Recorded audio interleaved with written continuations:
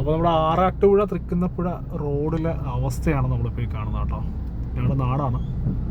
നിലവിലൂടെ ഭയങ്കര എന്താ പറയുക കടൽ കയറ്റമാണ് നടന്നുകൊണ്ടിരിക്കുന്നത്. റോഡിലൊക്കെ നിറയെ വിളമ്പി ആൾക്കാരുണ്ടതേ നടന്നു പോവാണ്. ആ ഒരു അവസ്ഥയിലാണ് നിലവിൽ പോയിക്കൊണ്ടിരിക്കുന്നത്. എൻ്റെ കൂടെ നമ്മുടെ സനീസ് മീഡിയ സനിയുണ്ട്. സനി, ഭയങ്കര കടൽ. കടലെന്ന് പറഞ്ഞു കഴിഞ്ഞാൽ ഈ മഴയെന്ന് പറയുന്നത് പലർക്കും ക്ലാരയും കവിതയൊക്കെ ആണെങ്കിൽ മറ്റു പലർക്കും എന്ന് പറയുമ്പോൾ ദുരിതമാണ് കേട്ടോ. ദുരിതം എന്ന് പറയുമ്പോൾ നല്ല ദുരിതമാണ്. ഞങ്ങളുടെ ഈ ഏരിയയിലൊക്കെ എന്ന് പറയുമ്പം ശരിക്കും പറഞ്ഞാൽ ഒരുപാട് അനുഭവിക്കുന്ന ആൾക്കാരുണ്ട്.